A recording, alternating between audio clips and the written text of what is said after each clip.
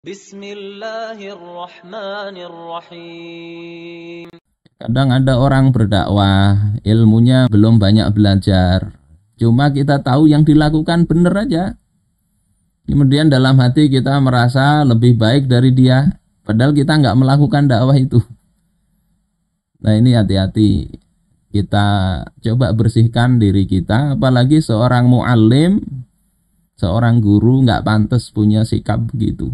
Kalau kebaikan yang dilakukan walaupun dari sisi keilmuan nggak banyak ilmunya, itu karunia Allah juga kepada dia. Nggak banyak ilmunya saja dia bisa melakukan kebaikan. Jangan sekali-kali kita ini mentertawakan, mengolok-olok orang karena kekurangan ilmunya. Na'udzubillah. Datang seorang badui. Dia berkata, "Ya Rasulullah, wahai Rasulullah, akhbirna 'anil hijrah." Beritahu kami tentang hijrah. Ahya ilaika haitsu kunt. Apakah hijrah itu harus menuju engkau di mana engkau berada, maka kami hijrah ke sana? Am ila ardin ma'rufah, ataukah hijrah itu ke negeri tertentu? Am li qaumin khassah, ataukah hijrah itu untuk kaum tertentu saja? Am idza mitta inqata'at, ataukah kalau engkau nanti wafat maka hijrah itu terputus? Jadi ini pertanyaan yang panjang lebar tentang hijrah. Fasakata anhu Rasulullah sallallahu alaihi wasallam. Maka Rasulullah sallallahu alaihi wasallam diam.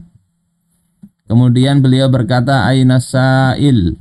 Mana tadi yang tanya? Maka orang Badui tadi katakan, "Ha anadza ya Rasulullah." Aku di sini wahai Rasulullah yang bertanya. Maka Rasulullah katakan, "Al-hijratu an tahjural fawahish." Hijrah itu adalah engkau meninggalkan kekejian, dosa. Ma dhahara minha wa ma baton, baik yang nampak maupun yang tersembunyi.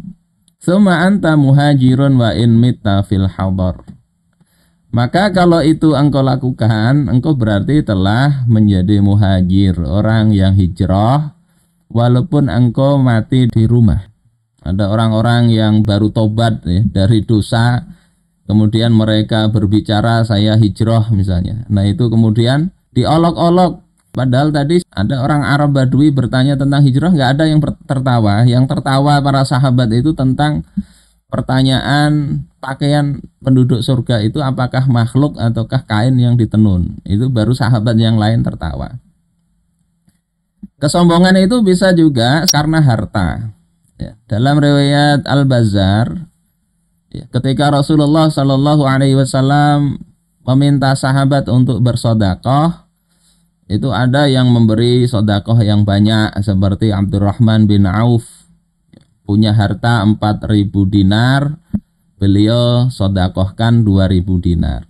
Kemudian ada seorang sahabat Ansor, punya 2 sok kurma, 2 ukuran zakat fitri. Kemudian dia katakan, "Ya Rasulullah, saya punya 2 sok kurma, saya sodakohkan 1 sok kurma." Melihat itu, orang-orang munafik mengatakan, Allah dan Rasulnya tidak perlu 1 sok ini. Sementara Abdurrahman bin Auf diejek. Abdurrahman bin Auf itu berinfak 2.000 dinar itu karena riya. Yang banyak diejek, yang sedikit pun diejek juga. Mungkin kalau ada yang nggak nyumbang juga akan diejek, pelit. Ini sikap yang perlu kita hati-hati. Ini juga sebagian di riwayat Imam Bukhari, bahkan ada yang nyumbang setengah sok.